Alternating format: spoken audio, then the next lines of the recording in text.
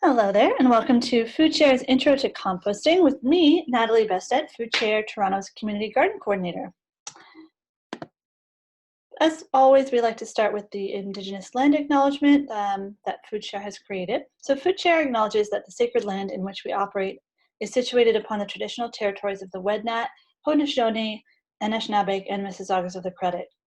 This territory is covered by the Dish with One Spoon Wampum Belt Covenant, an agreement between the Anishinaabe and Haudenosaunee allied nations to peaceably share and care for the lands around the Great Lakes. FoodShare recognizes the many nations of Indigenous people who presently live on this land, those who have spent time here, and the ancestors who have hunted and gathered on this land known as Turtle Island. FoodShare recognizes and supports the UN Declaration of the Rights of Indigenous Peoples and the Truth and Reconciliation Calls to Action, applying both to our work.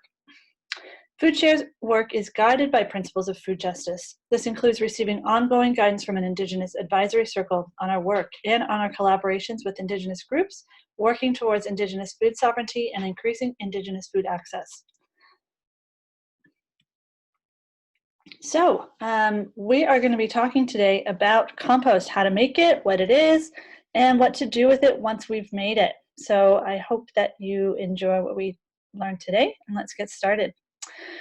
So compost is a mixture of basically two different ingredients. They look a lot different. There's lots of different components of them, but they fall into two different categories. So you've got your nitrogen and you've got your carbons. And we'll talk about what goes into those categories, but basically those are the two things that end up making a really amazing compost, which we use in our garden. So in our compost blend, we're looking for about 1/3 of that compost to be made up of nitrogen, which is also considered our wet elements of our compost, and then 2/3 are going to be our carbon or our dry elements of our compost. And when we mix those together, they're going to break down in this way that is perfectly suited towards what we're looking for to put in our garden beds. So what constitutes kind of a carbon or a nitrogen?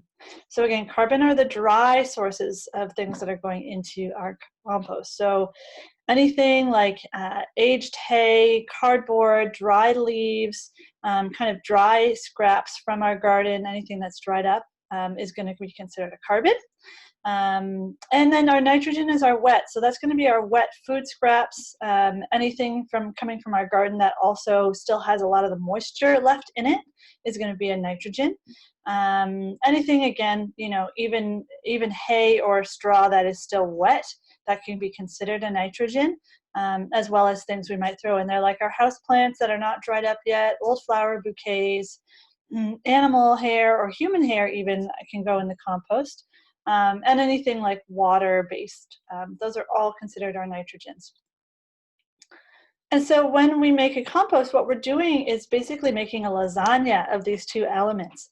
So if you can imagine that our wets are like the sauce and our dries are like our noodles, what we're doing every time that we add a layer of the nitrogen, we want to make sure we're adding a layer of the carbon on top of that. And carbon always sits on the top. And that creates a barrier for any kind of pests that come in. So again, remembering that nitrogen is about 1/3 of this mixture and carbon is 2/3. That means every time you add a carbon layer, you're adding a little bit more of the carbon or your dry source than you do of the wet source. And of course, this is never going to be perfect. We can't measure it, or we're not probably going to measure it in our home composting systems. But in general, you're always going to add a little bit more of that dry material than the wet. And we'll go through some compost troubleshooting in a minute, and you'll see why that's the case. So again, you always want to have carbon on the top. So you always want to have dry elements on the top. They usually don't smell as much, and they actually suppress the smell of things underneath. And that's going to really help with keeping critters out of your compost bin, which as much as possible we want to do. You can never avoid it entirely, but certainly we want to avoid the larger critters that might get in there by smelling what you've got going on in there.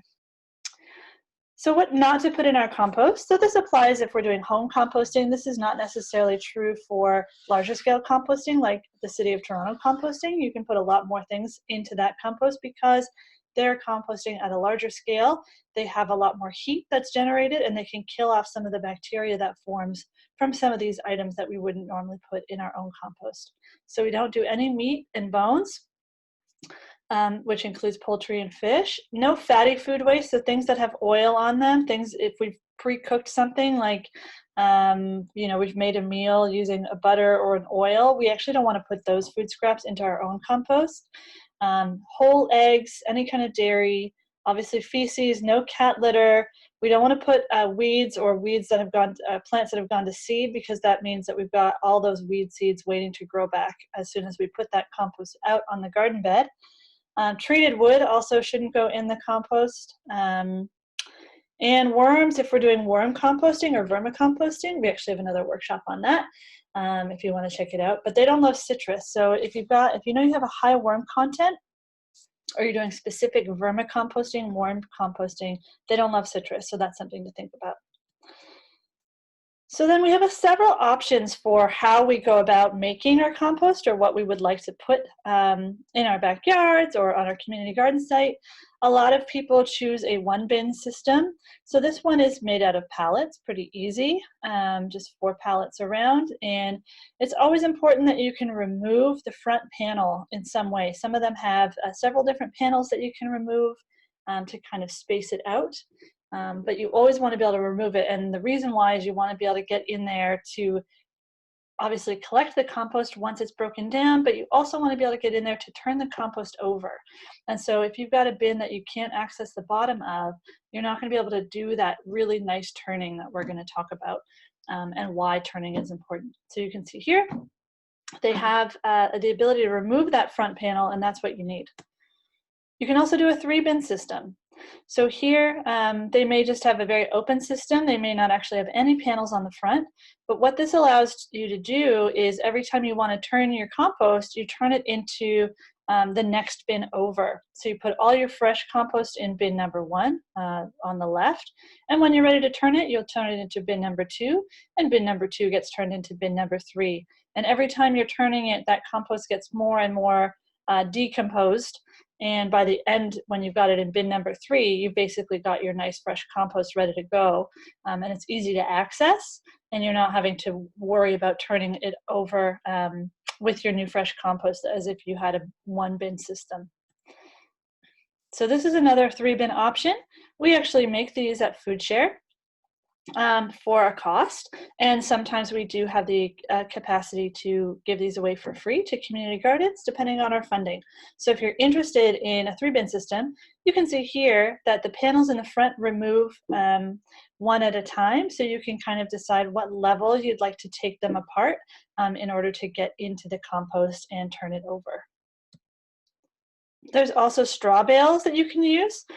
So this is great because these are also going to be, the walls themselves will decompose over time.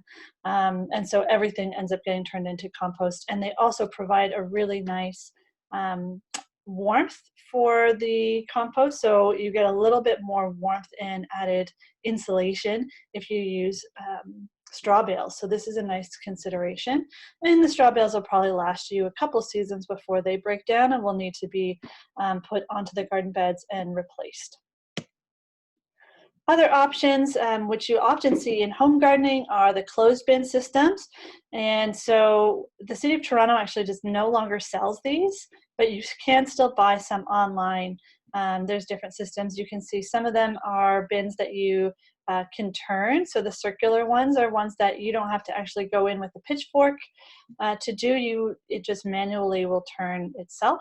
You can see there's some DIY options where you just take a regular garbage bin and turn that into a compost system by adding some holes at the top. So there's lots of different options out there. Again, all of them have the capacity for you to access the bottom, which is where the newly created compost, the really fresh stuff is going to be, and the stuff that you want to put on your garden. So I talked about turning your compost. So this is an important step that a lot of people miss. They'll do the lasagna composting, they'll put their nitrogens and carbons, and then they'll just kind of let things sit. And that is actually totally fine. You can do that. But if you want to have your compost kind of decomposing more quickly and getting the delicious nutrients for your plants a lot quicker, you're going to want to turn your compost. And so what turning your compost does, it helps with the air circulation. It ensures that there's even moisture throughout your compost. It's going to help break down the materials faster, so you get to access compost faster. A general rule of thumb is to try to turn your compost about once a week. A lot of people end up doing it around once a month, but as much as you can turn it. Even if you can't turn it, it's physically difficult to turn it or you don't have time, getting in there with the pitchfork and just making some nice holes and making sure it's nice and aerated is also a great option. If you don't want to turn your compost, as long as you have that nitrogen carbon balance, you are going to be fine to leave it. It's just going to take longer to break down. So it might not be ready in the 6 to 12 months, which is what we usually say it is. It might take a year and a half to break down just because it's not getting that turning that it really needs in order to break down quicker. So compost troubleshooting. So this is something that a lot of people deal with, is that their compost starts to smell. And it indicates that something is going on. And healthy compost in general should not really smell bad. If you've got that nitrogen and carbon balance, there shouldn't actually be that much smell coming off of your composter. Obviously, it's decomposing matter. It's going to have some kind of smell, but it really shouldn't smell that bad. So if you are smelling ammonia or sulfur, those are both smell indications that your compost is probably too wet. So the ammonia, it means that there's probably too much nitrogen-rich material, or it's too wet to allow aerobic bacteria to get in, so there's not enough air circulation. So again, if it's an eggy smell, there might be a lack of oxygen causing the pile to decompose anaerobically. So in both cases, this is an indication that it's too wet and that you do need to add some air in there. You might need to add some carbon in order to get it back into balance. So, so this is what I've mentioned. So you need to turn and aerate the pile and add carbons. Another thing that might happen is that your compost is too dry. So if your compost is taking a really long time to break down or you're not noticing really any change, it's probably an indication that's too dry. You may have added too much carbon, or it's been really hot, not enough rain, and not enough moisture in the nitrogen that you've added. And so you're going to need to add water, and that's going to help things to break down quicker. And so this is something to look out for. This usually won't have a smell attached to it when it's too dry. It's just you're noticing things really, there's nothing happening. Things are not breaking down very quickly. So you might want to add more nitrogen. Turn your compost over and add soil and make sure it's nice and moist throughout. And again, if you start to see it smell once you've added a lot of water, ease off the watering a bit. You've probably overdone it. We do this all the time with our houseplants. We kind of overwater it. Don't worry, just let it dry out a bit and it should be fine. So when is it ready? So it's ready usually if you're turning your compost pretty regularly. It'll be ready in 6 to 12 months. And this also depends on how much carbon and nitrogen you have access to and if the balance has been correct. So a lot of times people will find that it takes about a year and a half if they're not turning their compost, as I mentioned.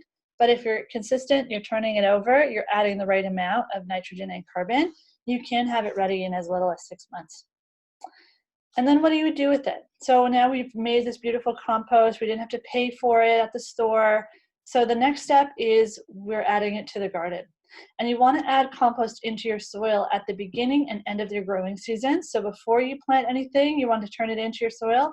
And at the end, when everything's been taken out and you're putting your garden to bed for wintertime, add another layer of compost before you put mulch on top for the winter. And that's going to allow lots of nutrients to kind of really mix in with the soil and be readily available for that next season. Throughout the season, you can also add compost just around the base of your plants. You can see in this photo here that that's what's happening. You don't need to add compost to your entire soil bed in the growing season because you're just trying to focus it on the exact plants that you want. You don't want to feed the weeds or anything else that might be growing in your garden bed. So you want to just concentrate it around the base root of the plant. And you can usually do that about once a month. Some people do it more than that, especially when the plant begins to fruit and show flower. That's a great time to add the nutrients because they're beginning that cycle of starting to produce the fruit. So that's when we know they need a lot more help. Another thing we can do with compost is make a compost tea.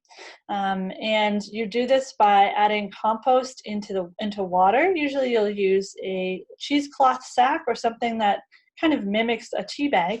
And you'll add an amount of sugar content. Usually molasses is what is used in these scenarios.